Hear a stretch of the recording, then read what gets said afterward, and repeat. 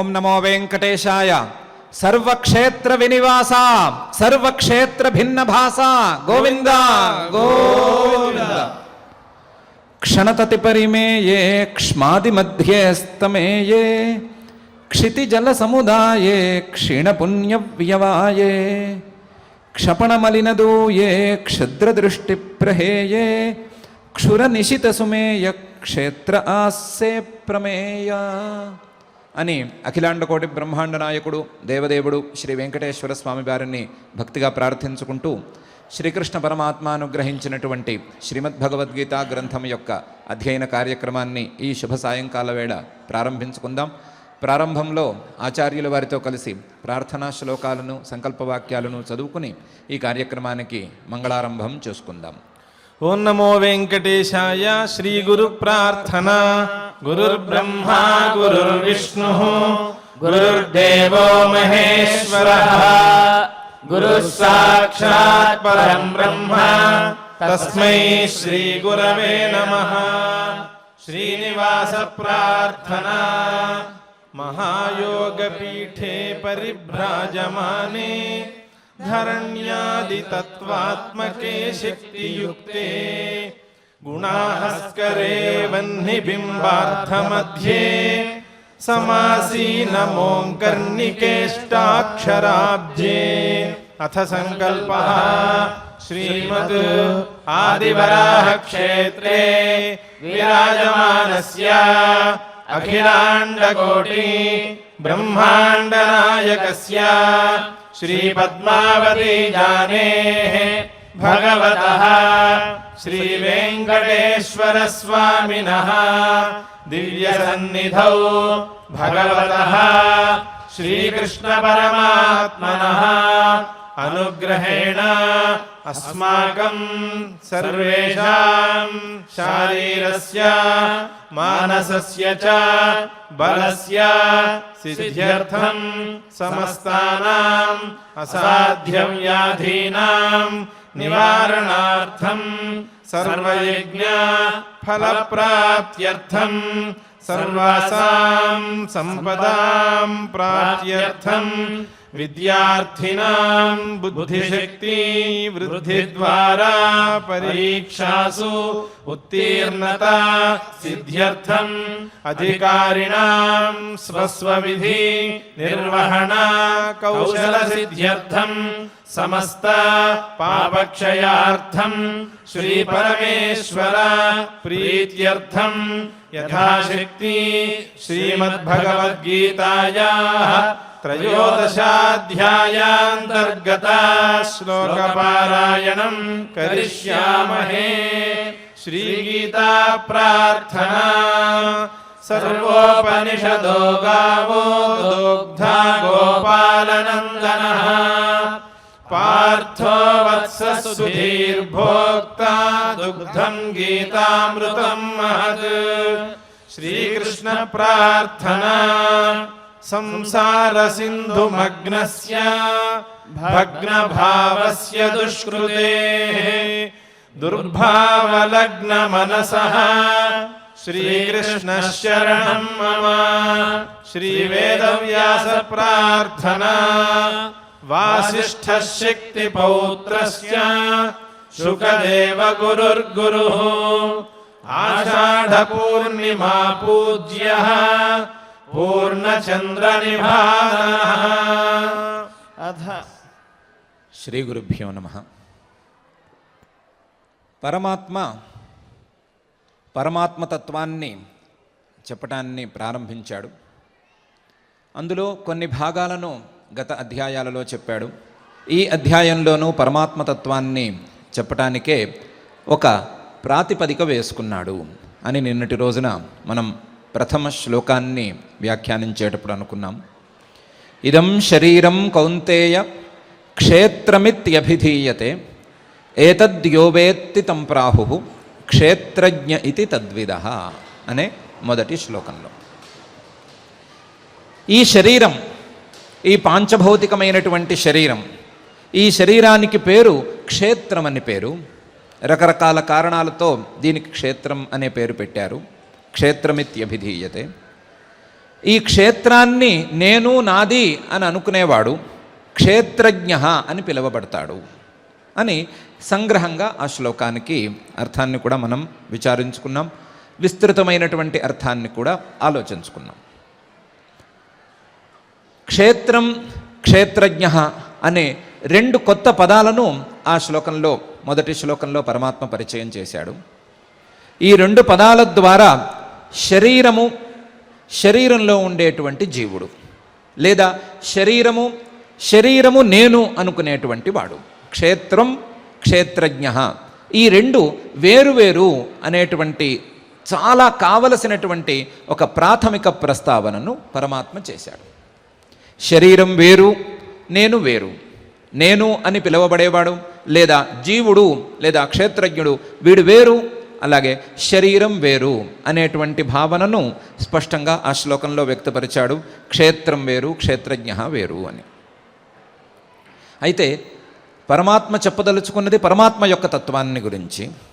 ఆ పరమాత్మ తత్వాన్ని గురించి చెప్పాలి అంటే ఈ క్షేత్రం, క్షేత్రజ్ఞ అని చెప్పడం ఎందుకు, ఇక్కడ నుండి ప్రారంభం చేయటం ఎందుకు అనే ప్రశ్నకు మనం నిన్నటి రోజున ఒక చిన్న సమాధానం అనుకున్నాము. పరమాత్మ ఒకడే ఈ సృష్టిలో ఉన్నాడు లేదా ఈ ప్రపంచంలో ఉన్నాడు అనే భావనకు అడ్డుగోడగా నిలిచేవి రెండున్నాయి. ఒకటి సృష్టిలో మనం చూసేటువంటి వస్తువులు, రెండవది చూసేటువంటి ద్రష్టలు లేదా జీవులు. ఈ జీవులందరూ వేరువేరుగా కనిపిస్తూ ఉండగా, చూసే వస్తువులన్నీ కూడా వేరువేరుగా కనిపిస్తూ ఉండగా పరమాత్మ ఒకడే ఉన్నాడు, పరమాత్మ తప్ప ఇంకొక వస్తువును చూడటానికి వీలు లేదు అనే ఉపదేశం చేయటము కష్టమే, చేసిన ఉపదేశాన్ని వినటము కష్టమే. కాబట్టి ఈ రెండు ఉపదేశాలను సరి అయిన రీతిలో నడిపించవలసినటువంటి బాధ్యత పరమాత్మ మీద ఉన్నది. అందులో మొదటి అడ్డుగోడను పరమాత్మ ముందే తొలగించుకున్నాడు. ఈ సృష్టిలో కనిపించే వస్తువులేవి పరమాత్మ కంటే భిన్నంగా లేవు అని చెప్పాడు. పరమాత్మే ఈ జగత్ సృష్టికి, జగత్ ప్రళయానికి కారణం, జగత్తు మొత్తానికి పరమాత్మే కారణం అనేటువంటి అంశాన్ని విస్తృతంగానే చెప్పాడు. రెండవ అడ్డుగోడగా నిలిచినటువంటి జీవులు, ఈ జీవులందరూ వేరువేరుగా కనిపిస్తున్నారు. వేరువేరుగా కనిపించటం అనేది ఏ రకంగా కనిపిస్తున్నారు అంటే శరీర రూపంలో కనిపిస్తున్నారు. ఏ జీవుడు లేదా ఏ మానవుడు, ఏ ప్రాణి కూడా ఈ శరీరాన్నే నేను అనుకుంటూ వస్తున్నది. ఈ శరీరాన్ని నేను అనుకుంటూ మేము వేరువేరుగా ఉన్నాము అనుకుంటూ వేరువేరు జీవులం మేముండగా, వేరువేరు ప్రాణులమో లేదా క్షేత్రజ్ఞులమో మేమందరము ఉండగా పరమాత్మ ఒకడే ఈ సృష్టిలో ఉన్నాడు అనే మాటను ఎలా విశ్వసించేది అని అడుగుతున్నారు. అసలు ప్రాథమికంగా వారికి నేను అంటే ఏమిటో అర్థం కావాలి. ప్రాథమికంగా నేను వేరు, నేను ఉండేటువంటి దేహం వేరు అనేటువంటి భావన రావాలి. ఆ భావన వస్తేనే పై స్థాయి ఉపదేశం చేయటం వీలవుతుంది, లేకపోతే వీలు కాదు అనే ఉద్దేశ్యంతో పరమాత్మ మొదలు శరీరం వేరు, అలాగే జీవుడు వేరు, శరీరం వేరు, శరీరంలో ఉండేటువంటి ఆత్మ వేరు అనే ఉపదేశాన్ని చేశాడు. ఉపదేశాన్ని చేసిన తర్వాత పరమాత్మ చాలా చమత్కారంగా పై శ్లోకంలో తత్వాన్ని, పరమాత్మ తత్వాన్ని ఇలా వెల్లడిస్తున్నాడు. క్షేత్రజ్ఞంచాపి మాం విద్ధి సర్వక్షేత్రేషు భారత, క్షేత్రజ్ఞయోర్జ్ఞానం యత్తత్ జ్ఞానం మతం మమ అని. క్షేత్రజ్ఞంచాపి మాం విద్ధి సర్వక్షేత్రేషు భారత, సర్వక్షేత్రేషు శరీరాలన్నిటిలోనూ, ఎన్ని శరీరాలు ఈ సృష్టిలో ఉన్నాయో అన్ని శరీరాలలోనూ క్షేత్రజ్ఞం మాం విద్ధి, క్షేత్రజ్ఞుడిగా నన్ను తెలుసుకో. శరీరాలన్నిటిలోనూ సర్వక్షేత్రేషు క్షేత్రజ్ఞం మాం విద్ధి, క్షేత్రజ్ఞుడిగా నన్ను అర్థం చేసుకో. క్షేత్రజ్ఞంచాపి మాం విద్ధి సర్వక్షేత్రేషు భారత. భారత, ఓ అర్జున, భరతవంశంలో జన్మించినటువంటి ఓ అర్జున, శరీరాలన్నిటిలోనూ క్షేత్రజ్ఞుడిగా నన్నే అర్థం చేసుకో. క్షేత్రజ్ఞయో జ్ఞానం యత్తజ్ఞానం మతం మమ. క్షేత్రము, క్షేత్రజ్ఞుడు, ఈ రెండిటి యొక్క జ్ఞానము, క్షేత్రజ్ఞానము లేదా క్షేత్రజ్ఞ జ్ఞానము, ఈ రెండు జ్ఞానాలే నిజమైనటువంటి జ్ఞానము అని నా అభిప్రాయము. క్షేత్రజ్ఞయో జ్ఞానం, క్షేత్రము యొక్క అలాగే క్షేత్రజ్ఞుడి యొక్క లేదా క్షేత్రజ్ఞుల యొక్క జ్ఞానం ఏదైతే ఉన్నదో యత్తత్ జ్ఞానం మతం మమ, అదే జ్ఞానం అని నాకు అభిప్రాయము, అదే తత్వజ్ఞానము అని నాకు నిర్దిష్టమైనటువంటి అభిప్రాయము అని పరమాత్మ ఈ శ్లోకంలో అంటున్నాడు. ఏమంటున్నాడు అంటే, ప్రతి జీవుడు ఒక శరీరంలో ఉంటున్నాడు. ఒక శరీరంలో ఉండి ఈ శరీరం నేను అని అనుకుంటున్నాడు. ఈ శరీరం నేను అనుకునేటువంటి జీవుడు ఈ శరీరంలోనే నేనున్నాను, ఈ శరీరంలో నేనే ఉన్నాను అని కూడా అనుకుంటున్నాడు. ఈ శరీరంలో నేనున్నాను, ఈ శరీరంలో నేనే ఉన్నాను, ఈ శరీరంలోనే నేనున్నాను అలాంటి విచిత్రమైన భావనలకు లోనైనటువంటి ఈ జీవుడు ఒక శరీరంలో ఉండేటువంటి జీవుడి కంటే రెండవ శరీరంలో ఉండేటువంటి జీవుడు వేరు అని అనుకుంటున్నాడు. అలా అనుకోవటంతో పాటుగా నేను వేరు, ఆ పరమాత్మ వేరు అని కూడా భావనలో ఉన్నాడు. అన్నీ వేరువేరుగా కనిపిస్తున్నాయి అని అనుకుంటున్నాడు. వేరుగా కనిపించటానికి తన యొక్క తార్కిక విశ్లేషణను కూడా వాడుకుంటున్నాడు. ఈ శరీరంలో ఉండేటువంటి నేను, ఇంకొక శరీరంలో ఉండేటువంటి ఇంకొక జీవుడు, వీళ్ళిద్దరూ వేరువేరు. ఎందుకు అంటే వేరుగా కనిపిస్తున్నారు. ఒకటి వేరుగా కనిపించటంతో పాటుగా వేరుగా అనిపిస్తున్నారు కూడా. వేరుగా అనిపించటం అంటే ఎట్లా అనిపిస్తున్నారు అంటే, ఒక శరీరంలో ఉండేటువంటి జీవుడికి ఉండే సుఖ దుఃఖాలు మరొక శరీరంలో ఉండే జీవుడికి లేవు. ఆ శరీరంలో ఉండేటువంటి జీవుడికి ఉండే విశేషాలు ఈ శరీరంలో ఉండేటువంటి జీవుడికి లేవు. ఏ శరీరానికి అదే ప్రత్యేకం. ఏ శరీరంలో ఉండేటువంటి జీవుడికి సుఖ దుఃఖాలు ప్రత్యేకం. ఇది ఒకే తల్లి కడుపున పుట్టిన బిడ్డలకు కావచ్చు, లేదా ఒకే వంశంలో పుట్టినటువంటి బిడ్డలకు కావచ్చు, ఒకే మనుష్య కులంలో పుట్టిన బిడ్డలకు కావచ్చు, ప్రాణి కులంలో పుట్టిన బిడ్డలకు కావచ్చు, లేదా అసలు శరీరధారులు అని అందరినీ ఒకచోట చేరిస్తే వారందరికీ కావచ్చు. అందరికీ సమానమైనటువంటి న్యాయమే వర్తిస్తోంది. ఏ న్యాయం వర్తిస్తోంది? ఒక శరీరంలో ఉండేటువంటి జీవుడు ఇంకొక శరీరంలో ఉండేటువంటి జీవుడి కంటే చాలా భిన్నంగా ఉన్నాడు. భిన్నమైనటువంటి లక్షణాలను కనబరుస్తున్నాడు. వేరుగా ఉన్నాడు, వేరు లక్షణాలను కూడా కలిగి ఉన్నాడు. వేరుగా ఉండటం మాత్రమే కాదు, వేరు లక్షణాలను కూడా కలిగి ఉన్నాడు. దాన్ని శాస్త్రీయ మర్యాదలో విరుద్ధ ధర్మాధ్యాసము అని అంటారు, లేదా విరుద్ధ ధర్మాశ్రయత్వం అనైనా అంటారు. విరుద్ధమైనటువంటి ధర్మాలు ఉన్నాయి. ఈ జీవుడిలో ఉండేటువంటి ధర్మాలు వేరు, ఆ జీవుడిలో ఉండేటువంటి ధర్మాలు వేరు. వేరువేరుగా ఉన్నాడు కాబట్టి, వేరు లక్షణాలతో ఉన్నారు కాబట్టి అందరూ వేరువేరు అనే అభిప్రాయంతో ఉన్నారు. ఆ అభిప్రాయాన్ని కొంతసేపు ప్రకటిస్తారు, కొంతసేపు ఈ అభిప్రాయాన్ని కలిగి ఉంటారు, మరి కొంతసేపు ఈ శరీరం నేను అని శరీరంతో కలిసిపోతూ ఉంటారు. కొంతసేపు శరీర ధర్మాలను తమలోకి తెచ్చుకుంటారు, కొంతసేపు శరీరం కంటే భిన్నంగా తమను తాము తెలుసుకుంటూ ఉంటారు. శరీరం కంటే భిన్నంగా కొన్ని సందర్భాల్లో తెలుసుకుంటారు, నాది శరీరం అని వ్యవహరిస్తారు. కొంచెం సేపు నేనే ఈ శరీరం అనే వ్యవహారంలో కూడా జొరబడతారు. జొరబడి ఆయా జీవులను వేరువేరు చేసుకుని చిన్నగా మార్చుకుని పరిచ్ఛేదం అని చేసుకుని, శాస్త్రీయ పరిభాషలో చెప్పుకోవడానికి ఇది పరిచ్ఛేదం అనే పేరుతో పిలువబడే పరిచ్ఛేదానికి ఈ జీవుణ్ణి గురి చేసి జీవుణ్ణి వేరువేరుగా తలుస్తున్నారు. ఇలా జీవుడిని తెలుసుకోవటమే క్షేత్రజ్ఞ జ్ఞానం అని అనుకుంటున్నారు. ఇట్లాంటి సందర్భంలో కేవలం ఈ శరీరంలో జీవుడు మాత్రమే లేడు. ఈ శరీరంలో ఉండేటువంటి జీవుడు శరీరాలన్నిటిలోనూ ఉండేటువంటి పరమాత్మ యొక్క ఒక భాగం మాత్రమే.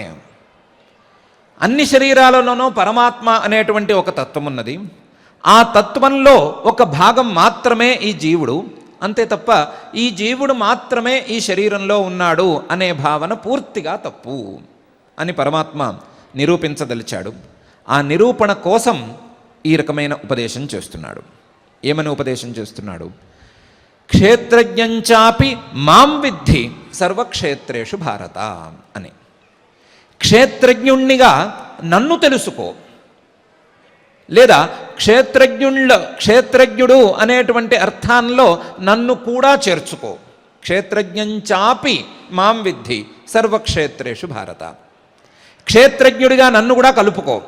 లేదా క్షేత్రజ్ఞుణ్ణి నేను అనే విషయం అర్థం చేసుకో. ఇద్దరున్నారు అని అనుకుంటావా లేదా పరమాత్మ యొక్క అంశమే అనుకుంటావా అనేది వేరే ప్రస్తుతం విచారించకూడని అంశం. అది ఇద్దరున్నారా ఒకరే ఉన్నారా అనే మాట కూడా అక్కర్లేదు. క్షేత్రజ్ఞుల కోవలో నన్ను కలుపుకో.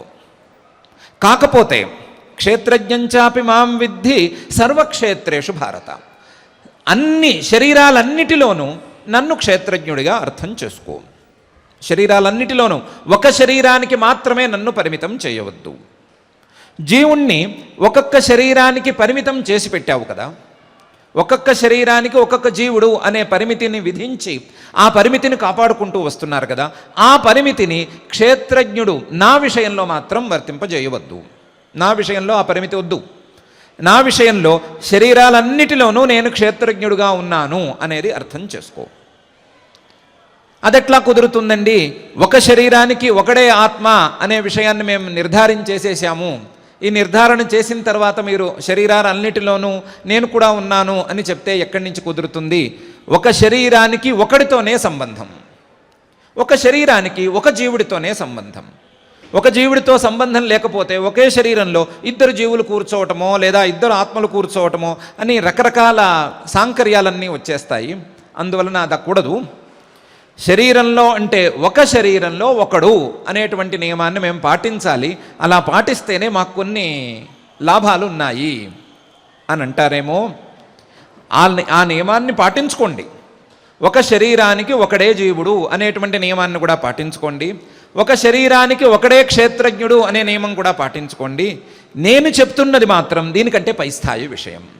దీనికంటే పై స్థాయి విషయం ఎలా అవుతుంది అంటే, క్షేత్రజ్ఞుడు జీవుడు అనేదాన్ని ఒక శరీరానికి పరిమితంగా మీరు పెట్టుకున్నారు కదా, అన్ని శరీరాలలోనూ ఉండేటువంటి క్షేత్రజ్ఞుడికి, శరీరాలన్నిటిలోనూ ఉండేటువంటి పరమాత్మ అనబడే క్షేత్రజ్ఞుడికి ఏ శరీరంతోనూ సంబంధం లేదు అని పెట్టుకోండి. శరీరాలతో సంబంధం లేని, శరీర సంబంధం లేని శరీరాలలో ఉన్నట్లుగా అనిపించేటువంటి వాడు క్షేత్రజ్ఞుడు పరమాత్మ అని అర్థం చేసుకోండి. అన్ని క్షేత్రాలలోనూ శరీరాలన్నిటిలోనూ ఒక జీవుడో లేదా ఒక ఆత్మ ఉండటానికి వీలు లేదు అని గనక మీరు అనుకునేట్లయితే దానికి కూడా ఏమీ అభ్యంతరం లేదు. శరీరాలన్నిటిలోనూ శరీరాలతో సంబంధం లేకుండా పరమాత్మ అనేవాడు ఒకడున్నాడు అని అర్థం చేసుకోండి.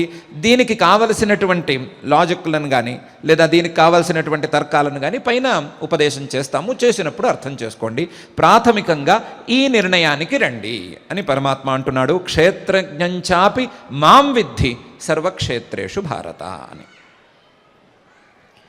ఇలా అని ఊరుకునుంటే బాగానే ఉండేదేమో, కానీ క్షేత్రజ్ఞయోర్జ్ఞానం యత్తజ్ఞానం మతం మమ అని కూడా రెండవ భాగంలో అంటున్నాడు.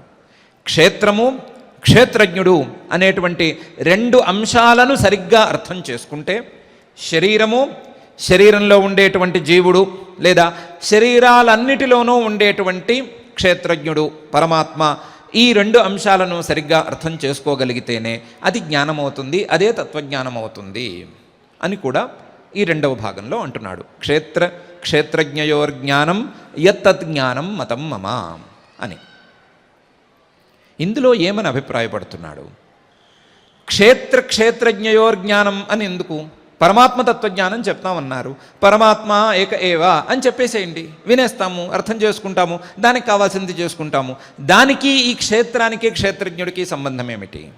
దీంతో కలిపితేనే తత్వజ్ఞానం అవుతుంది అని ఎందుకు అంటున్నారు అని అడిగితే, దీనికి పరమాత్మ చాలా ఉపనిషత్తుల యొక్క సారాన్ని దృష్టిలో పెట్టుకుని సమాధానం చెప్పాడు అనే అనుకోవాలి. ఈ రకమైనటువంటి ఉపదేశాన్ని చేశాడు అనే అనుకోవాలి. కఠోపనిషత్తులో ఒక సందర్భంలో ఏ శరీరాల్లో ఏ లోకాల్లో ఏ రకంగా తత్వజ్ఞానం కలుగుతుంది అనే విషయం ఒకచోట నిరూపించి పెట్టారు. యథాదర్శే తథా మనుష్యలోకే, యథా స్వప్నే తథా పితృలోకే, యథాప్సు పరీవ దదృశే తథా గంధర్వలోకే, ఛాయాతపయోరివ బ్రహ్మలోకే అని. ఆత్మజ్ఞానం కలగటం అనేది ఏ లోకాల్లో కుదరవచ్చు, ఏ లోకాల్లో ఆత్మజ్ఞానం కలుగుతుంది లేదా కలగటానికి అవకాశం ఉంది అనేది 4 లోకాలను లెక్కపెట్టి చెప్పారు. ఒకటి మనుష్యలోకం, రెండవది పితృలోకం, మూడవది గంధర్వలోకం, 4వది బ్రహ్మలోకం. మనుష్యలోకం, మనం ఉండేటువంటి లోకం ఈ లోకం. రెండవది పితృలోకం, పితృదేవతలు నివసించేటువంటి లోకం. మూడవది గంధర్వులు నివసించే లోకం. 4వది బ్రహ్మగారు అంటే హిరణ్య గర్భుడు నివసించేటువంటి సత్యలోకం. ఈ 4 లోకాలలోనూ బ్రహ్మజ్ఞానం కలగటానికి అవకాశం ఉంది. కానీ 4 లోకాలలోనూ కలిగేటువంటి జ్ఞానంలో భేదం మాత్రం ఉంది అని కఠోపనిషత్తు చెప్తోంది. మనుష్యలోకంలో కలిగేటువంటి జ్ఞానం అద్దంలో ప్రతిబింబం చూసుకున్నంత స్పష్టంగా ఉంటుంది. అద్దంలో ప్రతిబింబం ఎంత స్పష్టంగా కనిపిస్తుందో, ప్రతిబింబానికి బింబానికి భేదం ఎంత స్పష్టంగా అవగతమవుతుందో, ఎంత పిక్చర్లో స్పష్టత ఉంటుందో అంత స్పష్టంగా బ్రహ్మజ్ఞానం మనుష్యలోకంలో కలుగుతుంది. స్వప్నంలో కనిపించేటువంటి వస్తువు ఎలా కొంచెం స్పష్టంగాను కొంచెం అస్పష్టంగాను, తాత్కాలికంగా తెలిసి తర్వాత తెలియనట్లుగా, గుర్తు ఉండనట్లుగా, సరి అయిన రీతిలో కళ్ళకు కనిపించినట్లు అనిపించనట్లుగా ఎలా తెలుస్తుందో అలా పితృలోకంలో కనిపిస్తుంది. నీళ్లలో చూసేటువంటి ప్రతిబింబం కొంచెం అస్పష్టంగా గోచరిస్తుంది. అద్దంలో కనిపించినంత స్పష్టంగానైతే తెలియదు, అద్దం కంటే కొంచెం అస్పష్టతను కలిగి ఉంటుంది. అలాంటి అస్పష్టతతో గంధర్వలోకంలో బ్రహ్మజ్ఞానం కలుగుతుంది. నీడ ఎండ, ఛాయాతపవు, నీడ ఎండ, ఈ రెండిటికి ఉండేటువంటి గీత ఎంత స్పష్టంగా తెలుస్తుందో అంత స్పష్టంగా బ్రహ్మజ్ఞానం బ్రహ్మలోకంలో కలుగుతుంది, హిరణ్య గర్భుడి యొక్క సత్యలోకంలో కలుగుతుంది అని ఆ మంత్రం చెప్తోంది. ఈ మంత్రం యొక్క అభిప్రాయం ఏమిటి? ఎందుకు ఒక్కొక్క లోకంలోనూ ఒక్కొక్క విశేషాన్ని ఈ మంత్రం చెప్తోంది? బ్రహ్మజ్ఞానం అంటే ఒకే రకంగా ఉండాలి కదా.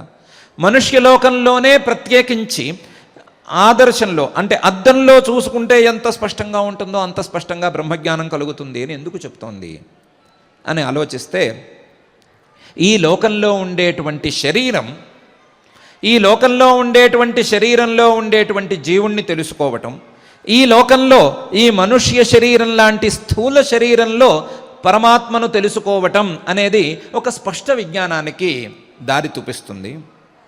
అదే పై లోకాలలో ఉండేటువంటి శరీరాలు ఇంతటి కఠినత్వాన్ని లేదా ఇంతటి స్థూలత్వాన్ని పొంది ఉండవు. ఇంత స్థూలంగా పై లోకాలలో శరీరాలు ఉండవు. అవన్నీ భోగమయమైనటువంటి శరీరాలు, భోగార్థం ఎక్కువగా సృష్టించబడేటువంటి లోకాలవి.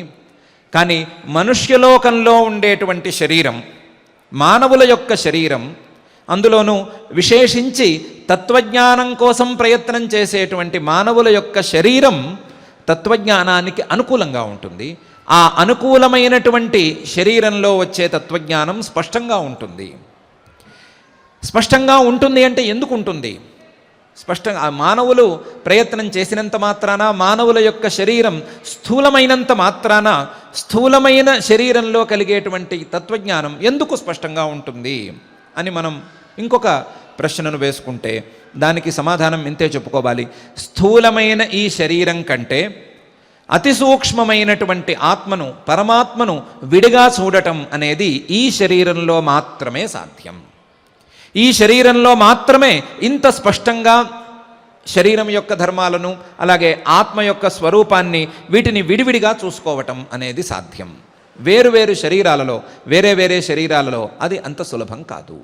అందువలన ఈ లోకంలో ఉండేటువంటి శరీరంలో, ఈ లోకంలో ఉండేటువంటి శరీరంలో ఉండేటువంటి ఆత్మను ప్రత్యేకించి వేరుగా తెలుసుకున్నట్లయితే ఆ తత్వజ్ఞానం దృఢంగా నిలబడుతుంది అనే అభిప్రాయంతో పరమాత్మ క్షేత్రజ్ఞయోర్జ్ఞానం యత్తజ్ఞానం మతం మమ అని అంటున్నాడు. దీన్నే బ్రహ్మసూత్రాలలో బాదరాయణ మహర్షి గారు హృద్యపేక్షయాతు మనుష్యాధికారత్వాత్ అనే సూత్రంలో కొంచెం వేరే రకంగా నిరూపణ చేసి పెట్టారు. అసలు శాస్త్రం అనేది ఎవరికి? శాస్త్రం, ఉపదేశం అనేది ఎవరికి అంటే ఉపదేశం అనేది ప్రాథమికంగా మనుష్యులకు మాత్రమే. ఉపదేశం అనేది ఇతరులకు చేరవచ్చు, ఇతరులు ఆయా ఉపదేశాలను వినవచ్చు. కానీ మనుష్యులకు మాత్రమే ప్రత్యేకించినటువంటి ఉపదేశాలు ఇవన్నీ. శాస్త్రం మనుష్యానేవ అధికరోతి హృద్యపేక్షయ. ఆ మనుష్యుల యొక్క హృదయాన్ని దృష్టిలో పెట్టుకునే, మనుష్యుల యొక్క హృదయం యొక్క పరిణామాన్ని, ఆ హృదయం యొక్క లక్షణాలని దృష్టిలో పెట్టుకునే ఈ ఉపదేశాలన్నీ చేయబడి ఉన్నాయి.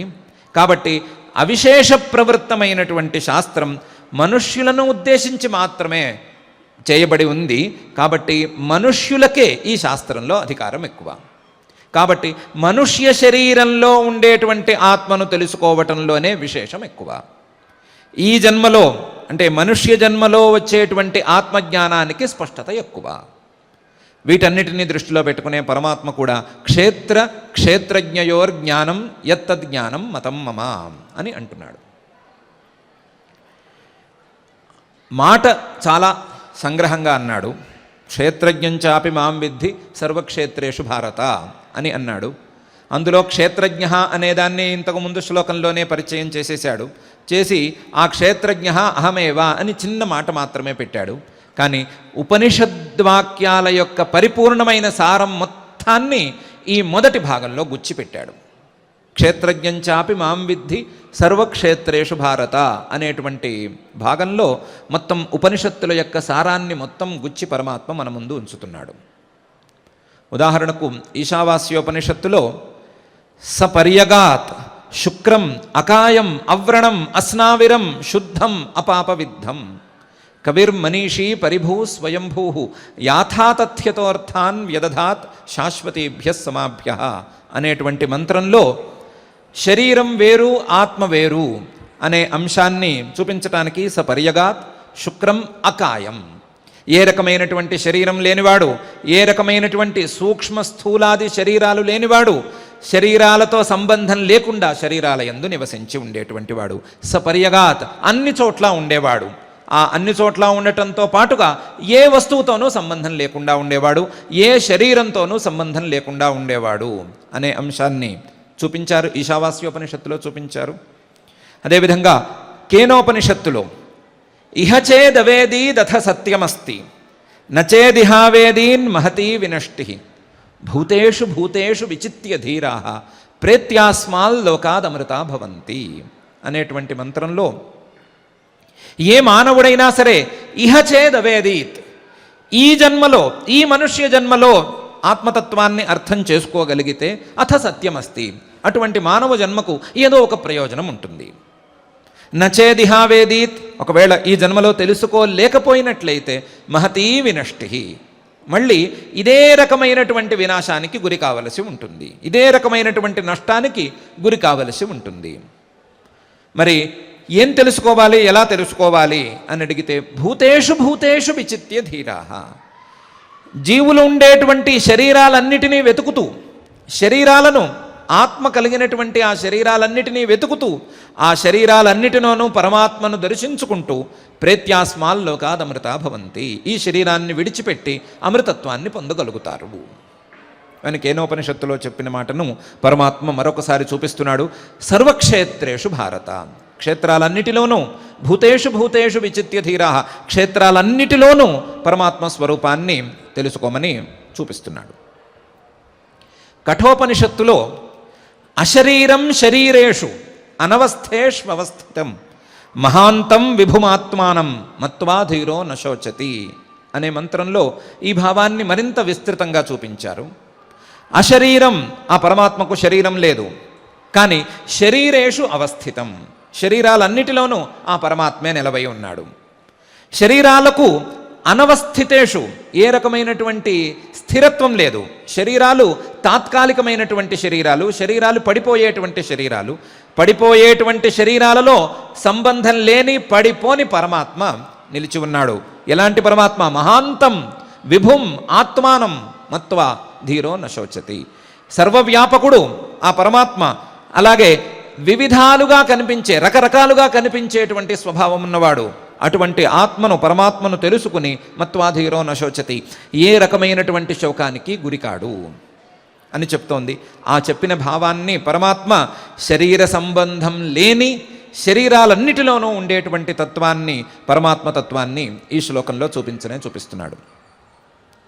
ప్రశ్నోపనిషత్తులో పరమేవాక్షరం ప్రతిపద్యతే సయోహవై తదచ్ఛాయమశరీరమలోహితం శుభ్రమక్షరం వేదయతే యస్తు సౌమ్య స సర్వజ్ఞ సర్వో భవతి అనేటువంటి మంత్ర భాగంలో లేదా వాక్య భాగంలో ఏ రకమైనటువంటి శరీర ధర్మాలు కలిగి ఉండని శరీర ధర్మాలకు అతీతమైనటువంటి పరమాత్మను తెలుసుకుంటే గనక స సర్వజ్ఞ సర్వోభవతి, వాడు సర్వాత్మకుడవుతాడు, సర్వజ్ఞుడవుతాడు, పరమాత్మతో ఏకీభావాన్ని పొందుతాడు అని చూపిస్తున్నది. ఆ దృష్టితో కూడా పరమాత్మ తత్వజ్ఞానం అంటే క్షేత్రజ్ఞయోర్జ్ఞానం యత్తజ్ఞానం మతం మమ అని ఇక్కడ మనకు చూపిస్తున్నాడు. ముండకోపనిషత్తులో యస్ సర్వజ్ఞ సర్వవిత్ యస్యైష మహిమా భువి దివ్యే బ్రహ్మపురే హ్యేష వ్యోమన్యాత్మ ప్రతిష్ఠిత అనేటువంటి మంత్రంలో సర్వజ్ఞ సర్వవిత్, సర్వజ్ఞుడు సర్వ విషయక జ్ఞానవంతుడైనటువంటి ఆ పరమాత్మ యొక్క గొప్పదనం ఈ విధంగా ఉన్నది. ఈ భూమిలో ఉండేటువంటి బ్రహ్మపురాలలో, ఈ భూమిలో ఉండేటువంటి బ్రహ్మపురాలు అనబడేటువంటి శరీరాలకు బ్రహ్మపురాలు అని ముండకోపనిషత్తు అట్లాగే బృహదారణ్యకోపనిషత్తు కూడా పేరు పెట్టినాయి. ఈ బ్రహ్మపురాలలో ఈ పరమాత్మ కొలువై ఉన్నాడు. దివ్యే బ్రహ్మపురే హ్యేష వ్యోమన్యాత్మ ప్రతిష్ఠిత. అందులోనూ ఒక నిర్దిష్టమైనటువంటి స్థానంలో హృదయాకాశంలో ఈ పరమాత్మ కొలువై ఉన్నాడు అని చెప్తోంది. చెప్పటం ద్వారా ఈ శరీరాలు జీవుడి శరీరాలు అని అందరూ అనుకుంటున్నారు. ఆయా జీవులకు ప్రత్యేకమైనటువంటి శరీరాలు ఇవి అని అనుకుంటున్నారు. జీవుల యొక్క శరీరాలు కావు ఇవి, పరమాత్మ యొక్క శరీరాలు. అందువలనే వీటికి బ్రహ్మపురాలు అని పేరు అని చూపిస్తోంది. ఆ చూపించిన భావాన్ని పరమాత్మ మార్చి క్షేత్రజ్ఞంచాపి మాం విద్ధి సర్వక్షేత్రేషు భారత అని ఈ శ్లోకంలో అంటున్నాడు. ప్రతి శరీరంలోనూ ఆయా జీవులను పరిమితం చేసుకోవద్దు, శరీరాలన్నిటిలోనూ నేను ఉన్నాను అనేటువంటి భావనను సరిగ్గా అర్థం చేసుకోండి అని అంటున్నాడు. మాండూక్యోపనిషత్తులో సర్వం హ్యేతద్ బ్రహ్మాయమాత్మా బ్రహ్మసోయమాత్మా చతుష్పాత్ అని ప్రారంభించి స్వప్నావస్థలోను, జాగ్రత్త అవస్థలోను, స్వప్నావస్థలోను, సుషుప్తి అవస్థలోను ఈ ఆత్మకు ఏ రకమైనటువంటి విశేషం కలుగుతుంది, ఆత్మకు లేదా పరమాత్మతత్వానికి ఏ రకమైనటువంటి అవయవాలు, ఏ రకమైనటువంటి శరీరాలు ఆచ్ఛాదనలుగా ఉంటాయి అనే విషయాన్ని నిరూపించి శరీరాలన్నీ కూడా, అన్ని శరీరాలు, ఆ శరీరాలు జాగ్రత్త అవస్థలో ఉండే శరీరాలు కావచ్చు, స్వప్నావస్థలో ఉండే శరీరాలు కావచ్చు, లేదా సుషుప్తి అవస్థలో ఉండేటువంటి శరీరం కావచ్చు, ఏ రకమైన శరీరమైనా సరే ఆ శరీరం పరమాత్మదే అనే విషయాన్ని కొంచెం సూచనాత్మకంగా వెల్లడించాడు. ఆ వెల్లడించిన విషయాన్ని పరమాత్మ ఈ శ్లోకంలో క్షేత్రజ్ఞంచాపి మాం విద్ధి సర్వక్షేత్రేషు భారత అని అంటున్నాడు. ఐతరేయోపనిషత్తులో మొత్తం ఉపనిషత్తు మొత్తమే శరీర వ్యతిరిక్తమైనటువంటి ఆత్మతత్వాన్ని చూపించటానికి మొదలైంది. కాబట్టి స ఏతమేవ సీమానం విదారీయ ఏతయా ద్వారా ప్రాపద్యత కథన్విదం మదృతే స్యాదితి. ఈ శరీరాన్ని సృష్టి చేసినటువంటి పరమాత్మ ఈ శరీరంలో గనక నేను ప్రవేశించకపోతే, ఈ శరీరంలో నేను ఉండకపోతే ఈ శరీరం ఎలా నిలబడుతుంది? నేను లేని వస్తువు ఈ సృష్టిలో నిలబడేందుకు అవకాశం లేదు కదా. కాబట్టి ఈ సృష్టిలో నేను ఉంటేనే వస్తువు నిలబడుతుంది. కాబట్టి ఈ శరీరంలోకి కూడా నేను ప్రవేశించవలసిందే, నేను ఉండి ఈ శరీరాన్ని నిలబెట్టవలసిందే అని ఆలోచించాడు. ఆలోచించి ఏతమేవ సీమానం విదార్య ఏతయా ద్వారా ప్రాపద్యత.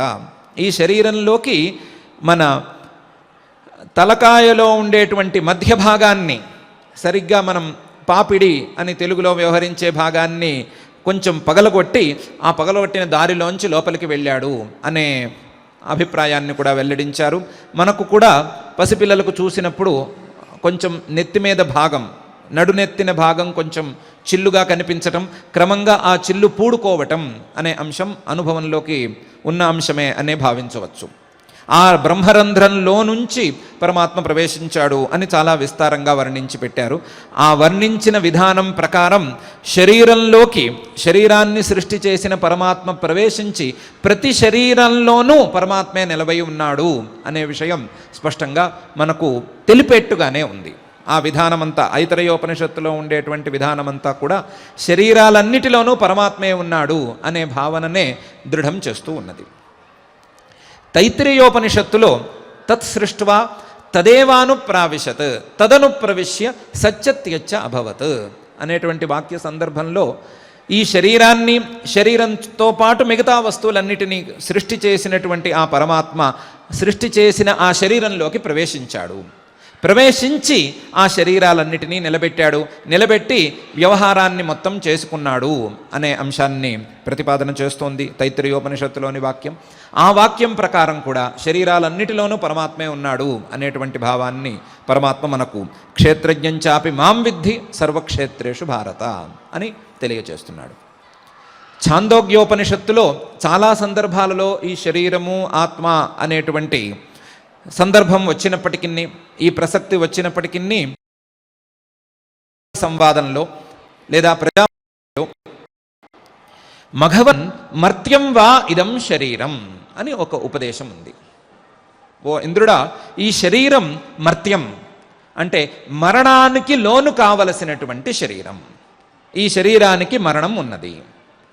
కాకపోతే ఈ శరీరంలో ఉండే మరొక విశేషం ఏంటంటే ఆత్మమృత్యున అనే అంశం అలా ఉండగా తదస్య అశరీరస్య అమృతస్య ఆత్మనః ఆశ్రయ. ఈ శరీరం మరణం లేనటువంటి ఆత్మకు ఆశ్రయమైనటువంటి శరీరం. మరణం లేని, మరణ సంబంధం లేని పరమాత్మకు ఈ శరీరం ఆశ్రయం. పరమాత్మ ఈ శరీరంలోనే ఉన్నాడు. ఈ శరీరంలో ఈ శరీరంతో సంబంధం లేకుండా ఉన్నాడు. అదెట్లా కుదురుతుంది? శరీరంలో ఉన్నాడు అని ఒకవైపు చెప్పి శరీరంతో సంబంధం లేకుండా ఉన్నాడు అని చెప్పడం ఎలా కుదురుతుంది అనే ప్రశ్నకు కూడా సమాధానం ఇక్కడే ఛాందోగ్యోపనిషత్తులోనే స్పష్టంగా ఉంది. ప్రియం అప్రియం అనేటువంటి భావన ఉన్నట్లయితే ఆ వస్తువుతో సంబంధం ఉన్నట్లు. ప్రియం అప్రియం అనే భావన ఉన్నట్లయితే ఆ శరీరంతో సంబంధం ఉన్నట్లు. ఒక శరీరంలో నుంచుని ఈ శరీరం నుండి ప్రియము ఒకటి అప్రియం ఒకటి అనే భావనను చేస్తూ ఉంటే ఈ శరీరానికి ఆ జీవుడికో లేదా ఆ ఆత్మకో సంబంధం ఉన్నట్లు. సశరీరస్య సతః నహవై సశరీరస్య సతః ప్రియాప్రియయోరపహతిరస్తి. కానీ ఎప్పుడైతే ప్రియము అప్రియము అని రెండు లేవో, ప్రియము అప్రియము అనేటువంటి విభాగం రాదో, అలాంటి సందర్భంలో ఆ శరీరానికి, ఆ వస్తువులకు, ఆ వ్యక్తికి లేదా ఆ ఆత్మకు సంబంధం లేదు. అశరీరం వావసంతం న ప్రియా ప్రియే స్పృశతః. పరమాత్మకు ప్రియము లేదా అప్రియము, ఇష్టమైనది లేదా కష్టమైనది అనేటువంటి రెండు అంశాలు లేవు కాబట్టి ఈ శరీరంలోనే ఉన్నప్పటికీ, ఈ శరీరాలన్నిటిలోనూ ఉన్నప్పటికీ ప్రియాప్రియ సంబంధం లేదు కాబట్టి ఆయనకు ఈ శరీరంతో సంబంధం లేదు అని ఛాందోగ్యోపనిషత్తు తీర్మానం చేసి పెట్టింది. ఆ తీర్మానాన్ని అనుసరించి శరీరాలతో సంబంధం లేని, ప్రియాప్రియ సంబంధం లేని శరీరాలన్నిటిలోనూ ఉండేటువంటి తత్వం పరమాత్మ తత్వం అని పరమాత్మ క్షేత్రజ్ఞంచాపి మాం విద్ధి సర్వక్షేత్రేషు భారత అని చెప్తున్నాడు. బృహదారణ్యకోపనిషత్తులో సవా ఏష మహానజ ఆత్మ అనేటువంటి ఒక విస్తృతమైనటువంటి ప్రకరణంలో అజహ పుట్టుక లేనటువంటి ఆత్మ పుట్టుక ఉండేటువంటి ఈ శరీరంలో ఎలా మనకు భాషిస్తున్నాడు? ఆత్మకా పుట్టుక లేదు, కానీ శరీరానికి పుట్టుక కనిపిస్తోంది. ఈ రెండు కలిసి ఎలా వ్యవహారానికి లోనవుతున్నాయి, ఏ విధంగా ఈ రెండు వ్యవహారానికి లోనవుతున్నాయి, ఏ విధంగా ఈ రెండింటినీ విడదీసి చూసుకోవాలి అనే అంశాన్ని చాలా విస్తృతమైనటువంటి ప్రకరణంలో ఉపదేశం చేశారు. ఆ ఉపదేశం చేసినటువంటి అంశాన్ని కూడా పరమాత్మ దృష్టిలో ఉంచుకుని క్షేత్రజ్ఞంచాపి మాం విద్ధి సర్వక్షేత్రేషు భారత అని అంటున్నాడు. అయితే ఈ 10 వాక్యాలు, 10 రకాల వాక్యాలు ఆత్మ అని అంటున్నాయి, పరమాత్మ అని అంటున్నాయి. కానీ మన యొక్క ప్రాథమికమైనటువంటి సందేహానికి సమాధానం చెప్పగలిగే స్థితిలో వాక్యాలు లేవేమో అని అనుకోవాలి. మన సందేహం ఒక శరీరంలో ఒక ఆత్మనా, ఇద్దరు ఆత్మల? ఒక ఆత్మ అనుకుంటే నేను ఒక్కడే ఉండాలి, ఇద్దరు ఆత్మలు అనుకుంటే గనక నాతో పాటు పరమాత్మ కూడా ఉండొచ్చు. పరమాత్మ ఈ శరీరంతో సంబంధం ఉండి ఉన్నాడా లేకుండా ఉన్నాడా అనేది ఎక్కర్లేదు. ఈ శరీరంలో ఉన్నాడు అంటే ఇద్దరైపోవాలి.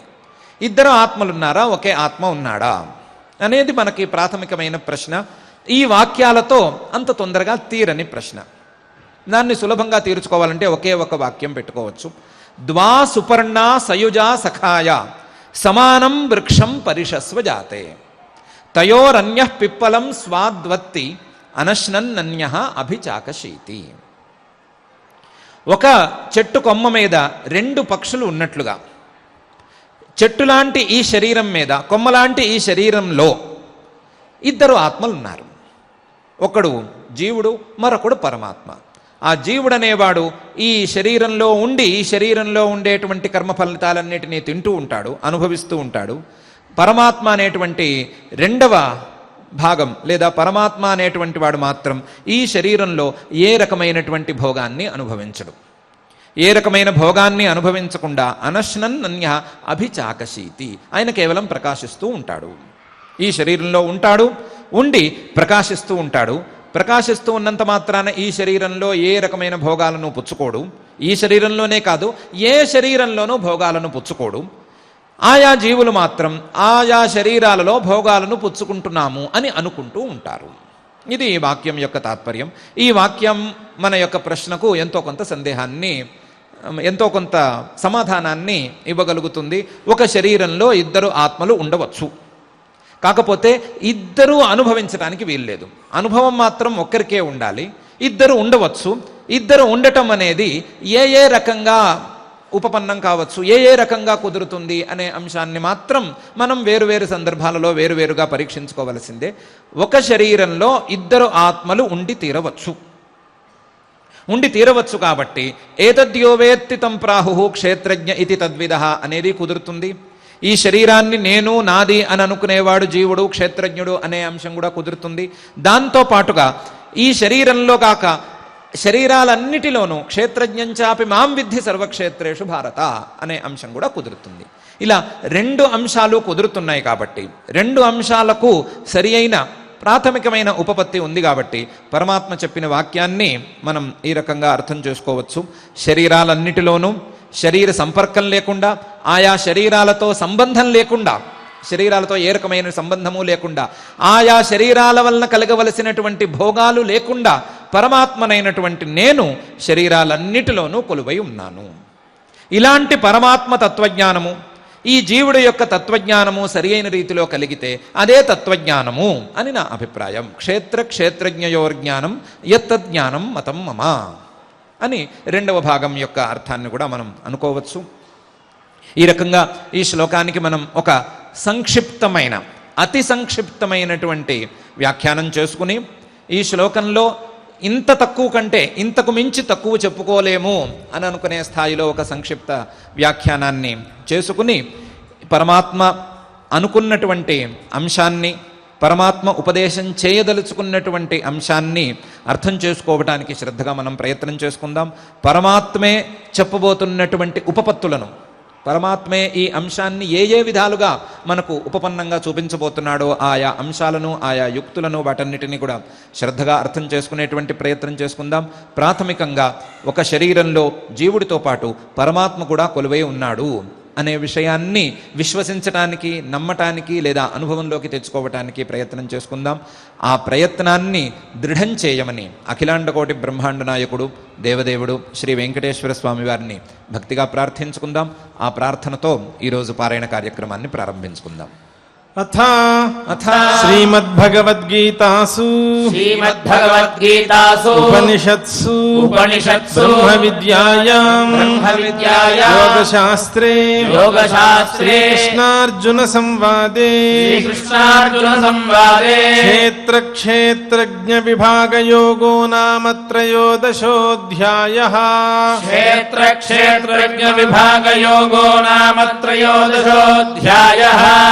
శ్రీభగవానువాచ ఇదం శరీరం కౌంతేయ క్షేత్ర क्षेत्रमित्यभिधीयते क्षेत्रमित्यभिधीयते एतद्यो वेत्ति तं प्राहुः एतद्यो वेत्ति तं प्राहुः क्षेत्रज्ञ इति तद्विदः क्षेत्रज्ञ इति तद्विदः क्षेत्रज्ञं चापि मां विद्धि क्षेत्रज्ञं चापि मां विद्धि सर्वक्षेत्रेषु भारत सर्वक्षेत्रेषु भारत क्षेत्रक्षेत्रज्ञयोर्ज्ञानम् क्षेत्रक्षेत्रज्ञयोर्ज्ञानम् यत्तज्ज्ञानं मतं मम यत्तज्ज्ञानं मतं मम तत्क्षेत्रं यच्च यादृक् च तत्क्षेत्रं यच्च यादृक् च यद्विकारि यतश्च यत् यद्विकारि यतश्च यत् स च यो यत्प्रभावश्च स च यो यत्प्रभावश्च तत्समासेन मे शृणु तत्समासेन मे शृणु ऋषिभिर्बहुधा गीतम् ऋषिभिर्बहुधा गीतम् छन्दोभिर्विविधैः पृथक् छन्दोभिर्विविधैः पृथक् ब्रह्मसूत्रपदैश्चैव ब्रह्मसूत्रपदैश्चैव हेतुमद्भिर्विनिश्चितैः हेतुमद्भिर्विनिश्चितैः महाभूतान्यहङ्कारः महाभूतान्यहङ्कारः बुद्धिरव्यक्तमेव च बुद्धिरव्यक्तमेव च इन्द्रियाणि दशैकञ्च इन्द्रियाणि दशैकञ्च पञ्चचेन्द्रियगोचराः पञ्चचेन्द्रियगोचराः इच्छा द्वेषः सुखं दुःखम् इच्छाद्वेषः सुखं दुःखम् सङ्घातश्चेतना धृतिः सङ्घातश्चेतना धृतिः एतत् क्षेत्रं समासेन एतत्क्षेत्रं समासेन सविकारमुदाहृतम् सविकारमुदाहृतम् अमानित्वमदम्भित्वम् अमानित्वमदम्भित्वम् अहिंसा क्षान्तिरार्जवम् अहिंसा क्षान्तिरार्जवम् आचार्योपासनं शौचम् आचार्योपासनं शौचम् स्थैर्यमात्मविनिग्रहः स्थैर्यमात्मविनिग्रहः इन्द्रियार्थेषु वैराग्यम् इन्द्रियार्थेषु वैराग्यम् अनहङ्कार एव च अनहङ्कार एव च जन्म मृत्युजरा व्याधि जन्म मृत्युजरा व्याधि दुःखदोषानुदर्शनम् दुःखदोषानुदर्शनम् असक्तिरनभिष्वङ्गः असक्तिरनभिष्वङ्गः पुत्रदारगृहादिषु पुत्रदारगृहादिषु नित्यं च समचित्तत्वम् नित्यं च समचित्तत्वम् इष्टानिष्टोपपत्तिषु इष्टानिष्टोपपत्तिषु मयि चानन्ययोगेन मयि चानन्ययोगेन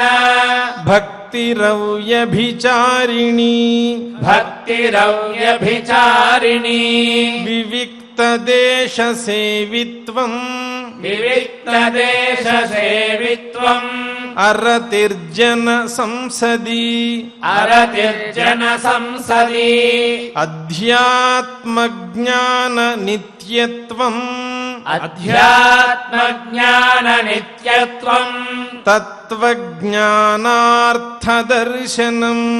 తత్వజ్ఞానార్థదర్శనం ఏతజ్ఞానమితి ప్రోక్తం ఏతజ్ఞానమితి ప్రోక్తం అజ్ఞానం యదతోన్యథా అజ్ఞానం యదతోన్యథా జ్ఞేయం యత్తత్ ప్రవక్ష్యామి జ్ఞేయం యత్తత్ ప్రవక్ష్యామి యజ్ఞాత్వామృతమశ్నుతే యజ్ఞాత్వామృతమశ్నుతే అనాదిమత్పరం బ్రహ్మ అనాదిమత్పరం బ్రహ్మ న సత్తన్నాసదుచ్యతే న సత్తన్నాసదుచ్యతే సర్వతః పాణిపాదం తత్ సర్వతః పాణిపాదం తత్ సర్వతోక్షిశిరోముఖం సర్వతోక్షిశిరోముఖం సర్వతః శృతిమల్లోకే సర్వతః శృతిమల్లోకే సర్వమావృత్య తిష్టతి సర్వమావృత్య తిష్టతి సర్వేంద్రియగుణాభాసం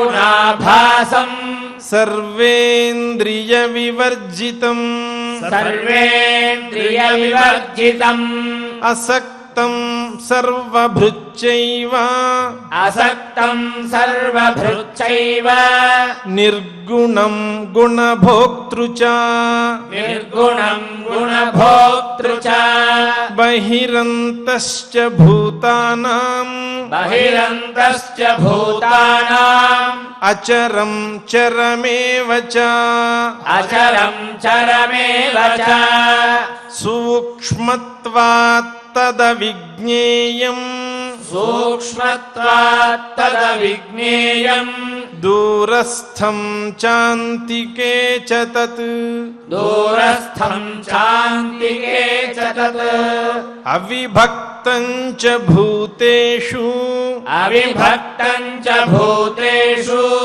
విభక్తమివ చ స్థితం విభక్తమివ చ స్థితం భూతభర్తృ చ తద్జ్ఞేయం భూతభర్తృ చ తజ్ఞేయం గ్రసిష్ణు ప్రభవిష్ణు చ గ్రసిష్ణు ప్రభవిష్ణు చ జ్యోతిషామపి తజ్జ్యోతిః జ్యోతిషామపి తజ్జ్యోతిః తమసః పరముచ్యతే తమసః పరముచ్యతే జ్ఞానం జ్ఞేయం జ్ఞానగమ్యం జ్ఞానం జ్ఞేయం జ్ఞానగమ్యం హృది సర్వస్య విష్ఠితం హృది సర్వస్య విష్ఠితం ఇతి క్షేత్రం తథా జ్ఞానం ఇతి క్షేత్రం తథా జ్ఞానం జ్ఞేయం చోక్తం సమాసతః జ్ఞేయం చోక్తం సమాసతః మద్భక్త ఏతద్విజ్ఞాయ మద్భక్త ఏతద్విజ్ఞాయ మద్భావాయోపపద్యతే మద్భావాయోపపద్యతే ప్రకృతిం పురుషం చైవ ప్రకృతిం పురుషం చైవ విద్యనాది ఉభావపి విద్యనాది ఉభావపి వికారాంశ్చ గుణాంశ్చైవ వికారాంశ్చ గుణాంశ్చైవ విద్ధి ప్రకృతి సంభవాన్ విద్ధి ప్రకృతి సంభవాన్ కార్యకారణకర్తృత్వే కార్యకారణకర్తృత్వే హేతుః ప్రకృతిరుచ్యతే హేతుః ప్రకృతిరుచ్యతే పురుషः సుఖ దుఃఖానాం పురుషः సుఖ దుఃఖానాం భోక్తృత్వే హేతురుచ్యతే భోక్తృత్వే హేతురుచ్యతే పురుషः ప్రకృతిస్థో హి పురుషः ప్రకృతిస్థో హి భుంక్తే भुङ्क्ते प्रकृतिजान् गुणान् भुङ्क्ते प्रकृतिजान् गुणान् कारणं गुणसङ्गोऽस्य कारणं गुणसङ्गोऽस्य सदसद्यो निजन्मसु सदसद्यो निजन्मसु उपद्रष्टानुमन्ता च उपद्रष्टानुमन्ता च भर्ता भोक्ता महेश्वरः भर्ता भोक्ता महेश्वरः परमात्मेति चाप्युक्तः परमात्मेति चाप्युक्तः देहेऽस्मिन् पुरुषः परः देहेऽस्मिन् पुरुषः परः य एवं वेत्ति पुरुषं य एवं वेत्ति पुरुषम् प्रकृतिं च गुणैः सह प्रकृतिं च गुणैः सह सर्वथा वर्तमानोऽपि सर्वथा वर्तमानोऽपि न स भूयोऽभिजायते न स भूयोऽभिजायते ध्यानेनात्मनि पश्यन्ति ध्यानेनात्मनि पश्यन्ति केचिदात्मानमात्मना केचिदात्मानमात्मना अन्ये साङ्ख्येन योगेन अन्ये साङ्ख्येन योगेन कर्मयोगेन चापरे कर्मयोगेन चापरे अन्ये त्वेवमजानन्तः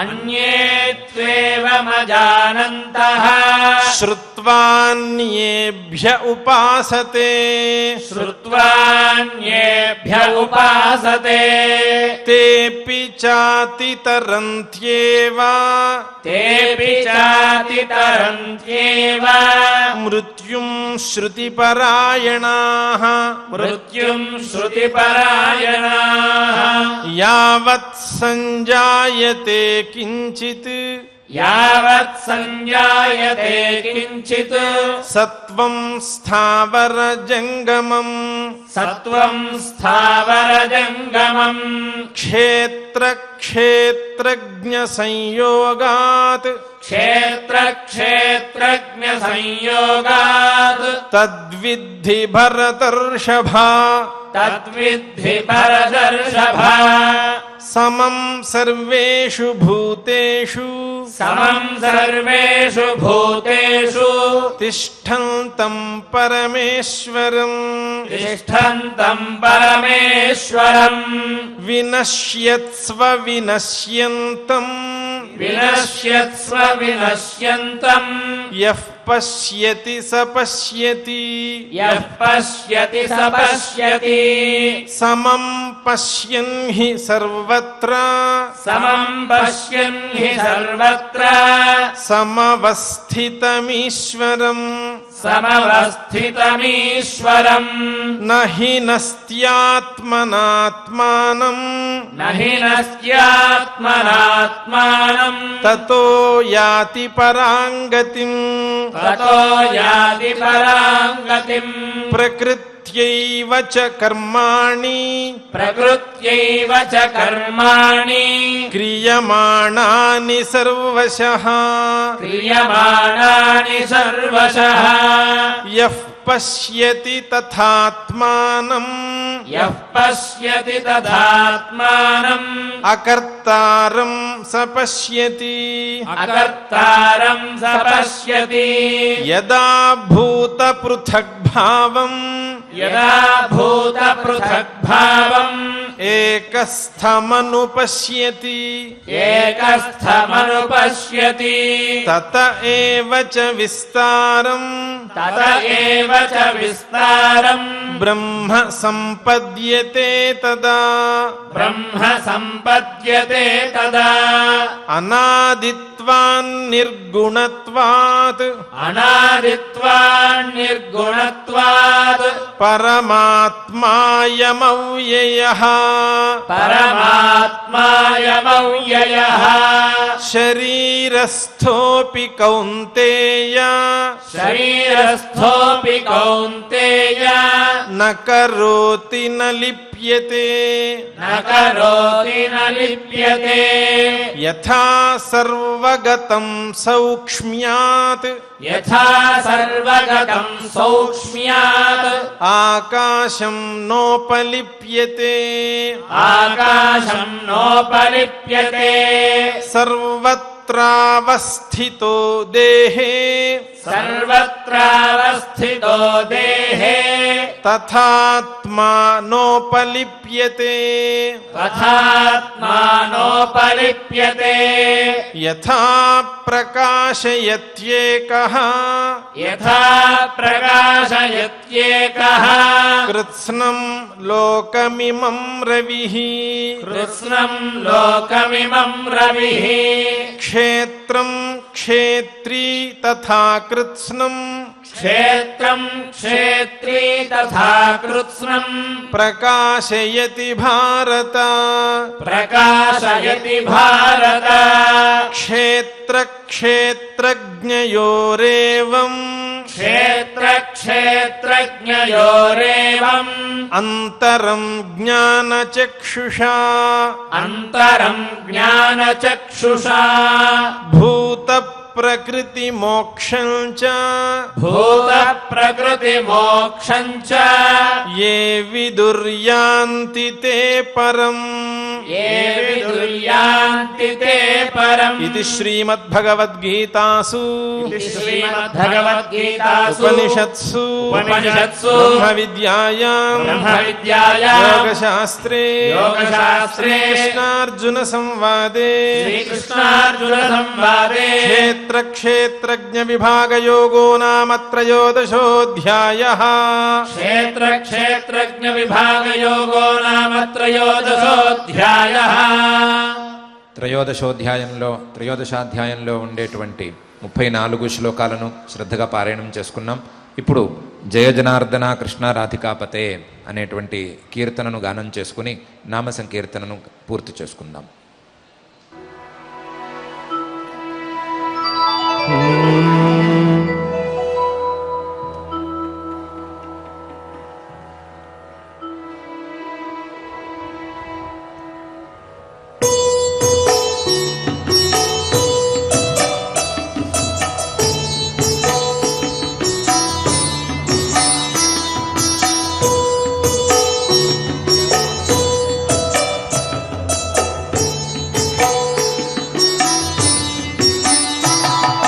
जय जनार्दन कृष्ण राधिकापते जन विमोचन कृष्ण जन्म मोचन गरुड़ वाहन कृष्ण गोपिकापते नयन मोचन कृष्ण नीरचेक्षण जय जनार्दन कृष्ण राधिकापते जन विमोचन कृष्ण जन्म मोचन गरुड़ वाहन कृष्ण गोपिकापते नयन मोचन कृष्ण नीरजेक्षण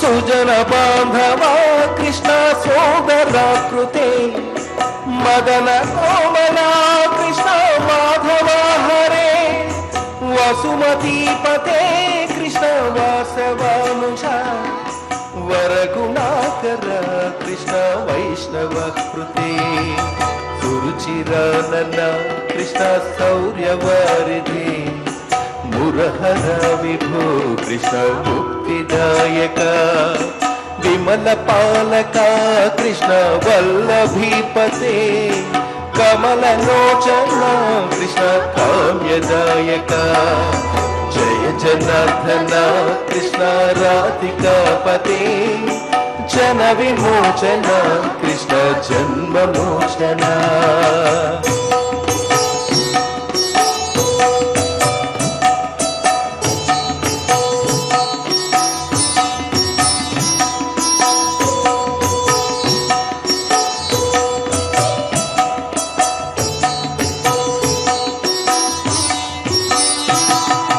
కామసోదర కృష్ణ పాహి సర్వదా నరకనాశన కృష్ణ నర సహాయక దేవకీ సుతా కృష్ణ కారుణ్యాంబుదే కంసనాశన కృష్ణ ద్వారక స్థిత పావనాత్మజ కృష్ణ దేహి మంగళం తత్పదాంబుజం కృష్ణ శ్యామకోమలం భక్తవత్సలం కృష్ణ కామ్యదాయక పాలిసమ్మను కృష్ణ తే హరి నమో జయ జనార్దన కృష్ణ రాధికాపతే జన విమోచన కృష్ణ జన్మమోచన గరుడ వాహన కృష్ణ గోపికాపతే నయన మోచన కృష్ణ